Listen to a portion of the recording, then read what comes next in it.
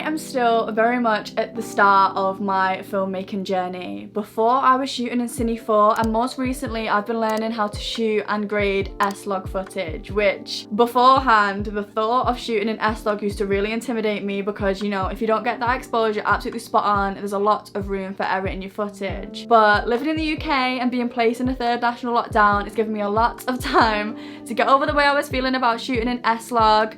I've dived straight in and I'm so glad that I have, because after shooting it's just really inspired me to, you know, start creating my first cinematic sequence, which I'm actually going to insert at the end of this video, and I'm really excited to share it with you guys. I did a lot of test shooting in and around my house beforehand so I could really get used to exposing correctly and just shooting in S-Log. So what I did is I set my camera up on my tripod, I ordered myself an ND filter. This one's from Hoya because I did want to shoot outside, and an ND filter is absolutely essential for, you know, shooting outside in S-Log. It really gives you that full control over the exposure and your zebra settings, and it made it really, really easy. I got some nice shots just around my house. I popped them into Final Cut and used cinema grade to do the color grading, and to my surprise, after a lot of work and a lot of time, the grades were starting to look really, really nice.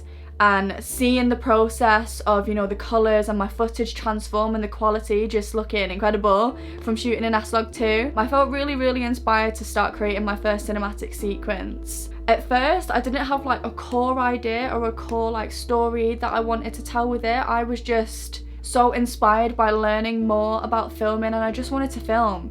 Because filming has been the one thing that has kept me driven, it's kept me motivated, it's kept me creative, so all I wanted to do was film really. And the more footage I got, the more the story kind of progressed into sharing my personal experience in lockdown. I'm not going to say too much more because I'm going to insert the video now, but I just wanted to take a moment to quickly say I hope everybody watching this is safe and well. Thank you so much for watching and visiting my channel. I just really, really hope that you enjoy it.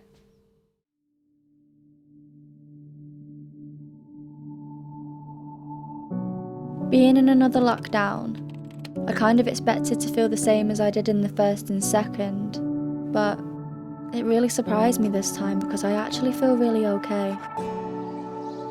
Before, I felt really unmotivated, I felt alone, I was overwhelmed by the thought of my industry slowly fading away. I feel like this third lockdown has given me clarity. I'm feeling more grateful than ever to be spending more time with my family. My ability to move my body and exercise is something I am appreciating now more than ever before. I'm using the time given to me to try new things and challenge myself, experiencing more of what's around me in my local area, the beauty of it which I didn't really see before, constantly reminding me of my country roots and how much I love being in nature. But for those of you that are watching this video that feel as though the line is blurred between your life being on pause and on loop, I'd like to take a moment to share with you some notes picked at random from my little jar of big ideas that really help me on the days where I'm feeling like this too. Train your mind to see the good in every situation. A river cuts through a rock, not because of its power, but its persistence. Start by doing what's necessary, then what's possible, and suddenly you are doing the impossible.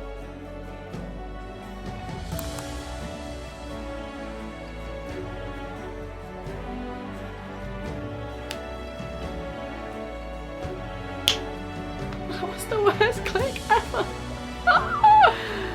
Thank you so much for watching, and I really, really hope